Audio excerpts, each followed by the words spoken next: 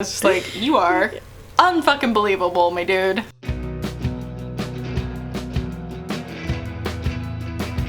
Hello friends, my name is Emily, I'm the bi, and here is a book off of Patches and I's bookshelf. I'm here with Patches again, social distancing at its finest, you know. Love that.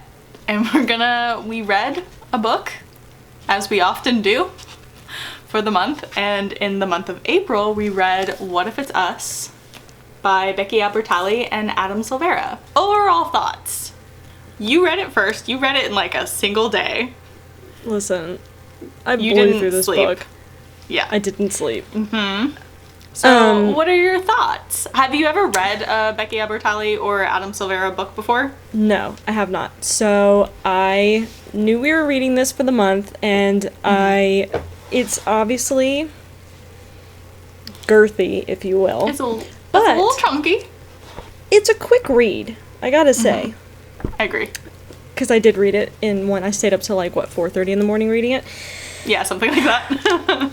And again, we haven't talked about this, at all prior to this. Secrets.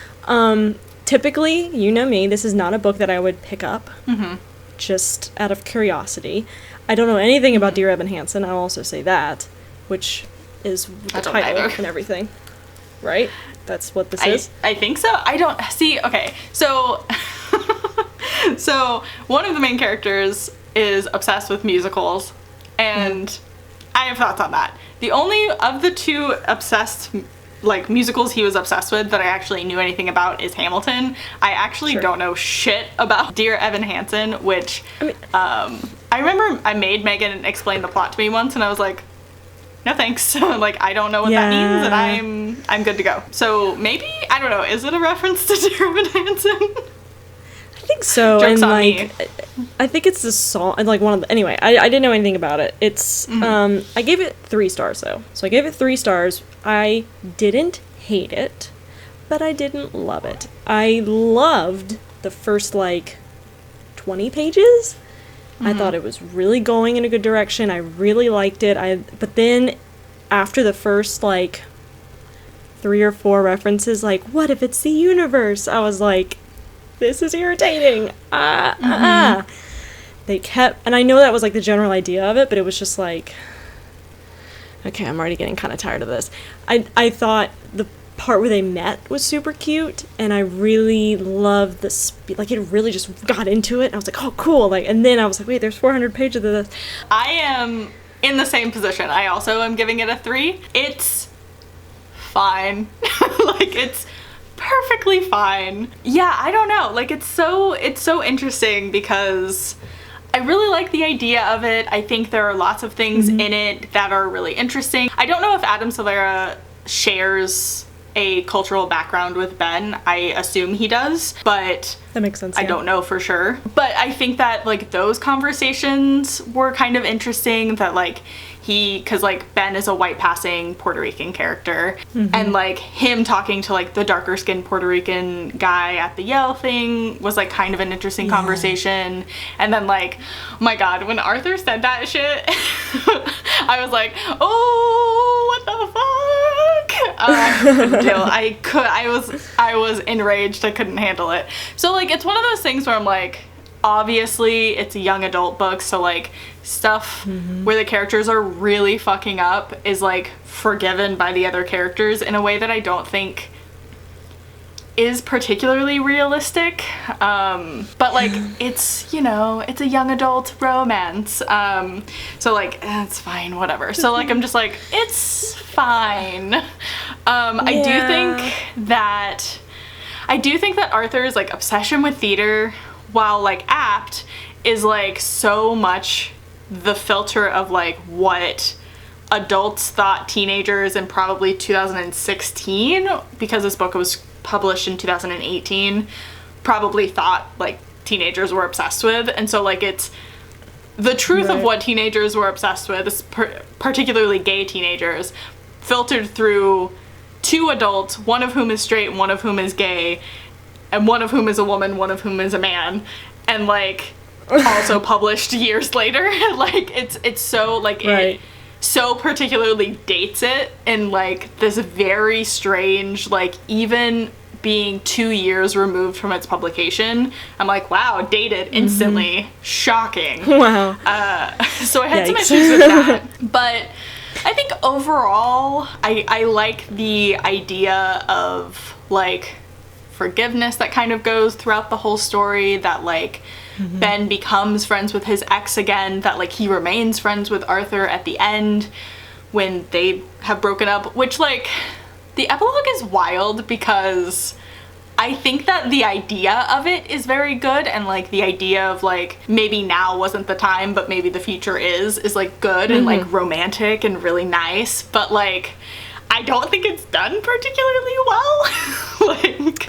I was like, oh, cute idea. I didn't hate the ending. It reminded me a lot, I don't know if you've read, and I'm not going to spoil it, but if you've read Normal People by Sally Rooney, where it just feels like we're at the beginning again, and it's like, there's really no closure to this book, and there's really not that we need that every time, not saying that every book deserves that. Some of my favorite books, of course, there's no closure, but just, like, the repetitiveness where it's like, oh, I feel like I'm on page 1 again, and I don't feel like have they learned anything? Like, where are we? I didn't have necessarily an issue with it. I did respect the idea of them going on, like, a first date and it just not working. Like, just because you've run into somebody who is, like, your type and, like, you guys had a great conversation doesn't mean y'all would work together as a couple, you know? And I thought that was really respectable, and I really appreciated that. And I gotta say, the one part that bothered me the most was his roommate and best friend. Daniel was his name, or David, or something like that. I didn't like him. Dylan? I think it's Dylan.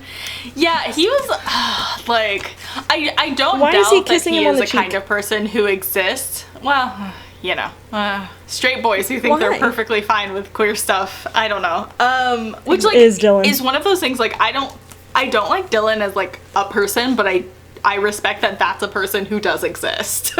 Like, sure. I think that that's something that's kind of nice about this book, is that I feel like all of these characters are people who exist.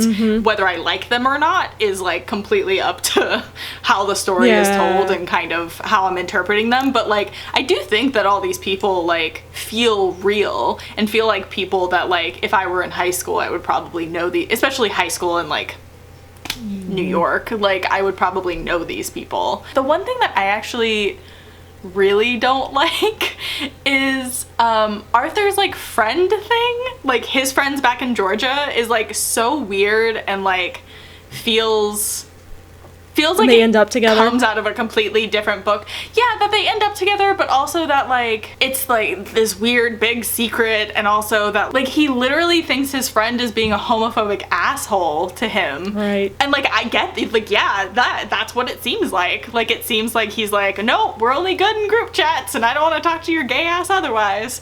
And, like, I get that feeling. Like, that's a really strong emotional through line, but it also feels like those characters, I don't really understand their motivations at all, and they feel like they're completely pulled out of a different book. Like, it's wild. They feel like Becky Albertalli characters, because Becky Albertalli wrote the Arthur stuff, and then Adam Silvera wrote the Ben stuff, which I think is pretty evident if you've read any of their stuff, or, like, whatever. I've only read Simon versus the Homo Sapiens Agenda. By Becky Albertalli, which is the book that Love, Simon is based off of, which I love. I have issues with on its own, but I love generally. And I don't know, like, this is like kind of weird. Those characters feel like, his best friends in this book feel like they belong in Simon. Like, they feel like they belong in that universe, not necessarily this one, which is kind of weird, but it's fine. Whatever. Again, this book is fine. I think it's fine. I will say it's forgettable. Having read it in one fell swoop before recording this, I was like, I don't remember 2/3 of this. Okay. Yeah. So I did have to skim back through, but no, I agree with that. I think that it's definitely not a book that I'm probably ever gonna read again. It definitely is a very quick read. I would go 50 pages at a time and be like, wow, I can't believe I read that so fast. Like, amazing. Right. But, like, it is a book that I'm probably not ever gonna think about again. And I don't know if that's true of Adam Silvera's stuff, but I think that's kind of true of Becky Albertalli. Like, I like her writing quite a bit, and I love Simon versus the Homo sapiens agenda, but like, I don't think about that book that much. I do think about the movie a lot, which I think is a really great adaptation of that book. So I'm curious what a film adaptation might bring to this story. I think it might make it a more, like, memorable story overall. I also really loved the parents. I thought them being supportive in this was super sweet, and I thought it was needed. And I like how there was almost no conflict in this story, and except for the best friend back home, but like there was almost no conflict in this story about him being gay, which was nice that there wasn't that barrier that we had to break through to get to the story. It was almost just like, it's here. This is what it is, it's and it happening. felt necessary. Yeah, it's like normal. Yeah, the only like Get out. actually like kind of scary queer thing is that thing on the train, which like isn't a sustained thing. It's like this moment. Oh my god, I also just remembered the one thing that made me so angry though is when, I think it's literally after that scene, after they're on the train, when they're going to Ben is like has won, or like has entered and thinks maybe he's won tickets for Hamilton, and then like he didn't call because he was late, and then the trains were late, and then like stuff happened, and so like they gave away his tickets, and then like Arthur gets so mad, and like part of it, yes, the actual subtext of it is like, and then actual text of it is like, you're always late, like da da da da da, and like this is an issue, blah. But like he's also like initially just getting mad because he didn't get to go see Hamilton, and I'm like, bro, you need to chill. Yeah. Fucking chill. Yeah. Like, it's the catalyst, and I'm like, I didn't really care for that either. oh my god. Like, white boys into musicals, that's, I mean, it's a whole thing. It's kind of cringy. It's very, and I think it's particularly cringy in this book. Like, I don't know that it's crazily, like, it can be cringy in real life, but I think just, like, the way it is in this book is just, like, cringe to the nth degree, and I'm like, oh my god, shut up about the fucking musicals, dude. No, I get it. I forgot about that part entirely, so oh, it made me I'm glad you so brought it up. mad. Because yeah, it was weird. It made me so mad. I was so angry about it. So I was just like, you are unfucking believable, my dude. Yeah, it's so weird because I like feel like I had a lot to say about this book, but again, in the end, I'm like, yeah, this was fine. It's fine. Like, I'm glad that I read it. I know a lot of people kind of feel this way about this book. It doesn't really have particularly high praise or even particularly low praise. It's very somewhere in the middle, and solid 3. Yep, that's how it was. Yeah, solid 3. It's a solid 3. I would recommend it if you want like a queer rom-com, but like, is it the best thing? Is it the best queer rom-com? No. But like, if you want one, it's here, and it's totally readable and passable and enjoyable very quick, but like, ultimately, I'm not gonna think about it again, I think. It is a very quick read too. Yes. And I actually, this is just me. This is just me. This is just me. I hate the dust cover. It looks like it's been sitting out in the sun. It does have a kind of like faded vibe to it. I love just the blue on the plain hardcover, and it's got like orange in the middle, but like it looks faded to me, and it drives me nuts. I don't know what that is. So funny. That's just me. We can move on. That's so funny. Just wanted to point that out. I also forgot despite the fact that I was reading it really quickly, I literally forgot every time I hit a new, because this book is split into 3 parts, and I forgot every time. I was like, oh yeah, this book is in parts. So I was like, oh yeah, this, like, every single time I was like, oh yeah. Oh, okay, good. Wild. And that's that. I wish I had more to say about it, but it's just I know. kind of just fine. And then, like, I've said everything that I really otherwise have to say about it, so. Yeah, that's what I'm saying. I was like, I feel like I had a lot more to say, but now that I'm sitting down, I just want to repeatedly say, yeah, this was fine. It's got its good moments, it's got its awkward moments, it's got its queer moments, it's got its everything, and it ultimately was just like a 3. Just fine. It's a 3. 3. However, next month, we are reading John Green's Paper Towns. Paper Towns. So, this book is, well, okay, I've read this book. This is my favorite John Green book. I used to really, really, really love John Green, and I've kind of, not soured on him, but kind of tempered. I'm like, all right, yep, he is a writer, and I enjoy a lot of the things he writes.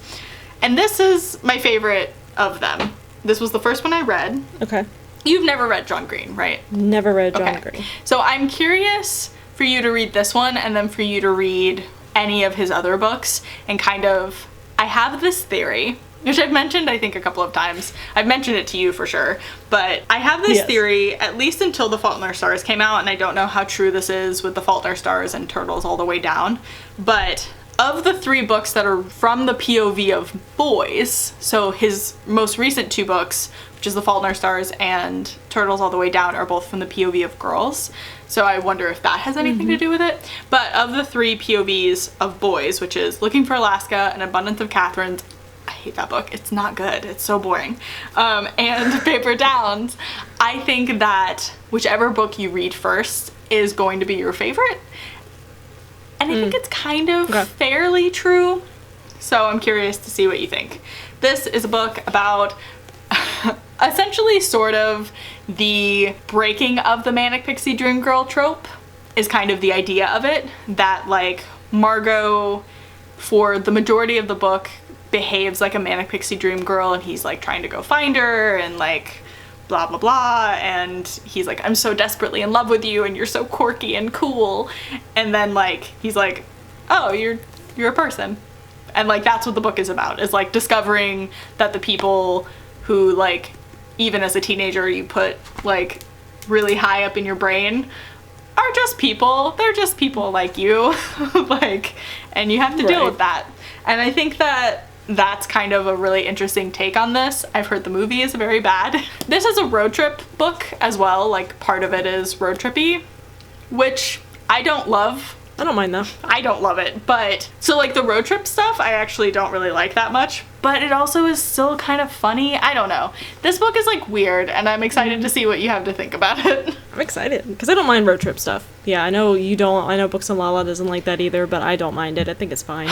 It really just depends on how it's written. I think this is like funny enough, and it's short enough in the book. Like they're not road tripping the whole book. It's like a chunk of the book, and it's funny enough as it's happening that like I always forget there's a road trip in it. So I also think this book is much funnier. Well, my memory of this book is that it is much funnier than at least the last like 2 YA books we've read. Obviously Wilder Girls is a bit dark, so it's not quite as like laugh out loud funny. How long ago did you read this? I read this freshman year of college, so 2010. Oh god, it's been 10 years since I've read this book.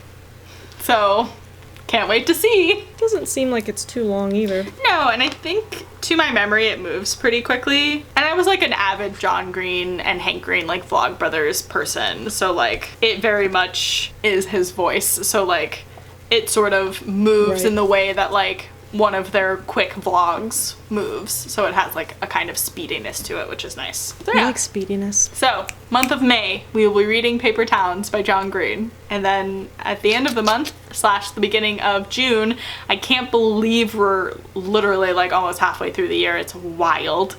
We will be posting a video where we talk about it. Gird your loins. Probably still in quarantine. Most definitely still in quarantine. I think LA, they bumped it up to mid-May, end of May? I think it's something like that for now, but I guarantee you. Oh, it'll it's gonna keep going. It'll go forever. It's gonna go forever. It's gonna be great. That. So we'll be doing videos like this for a while, I think.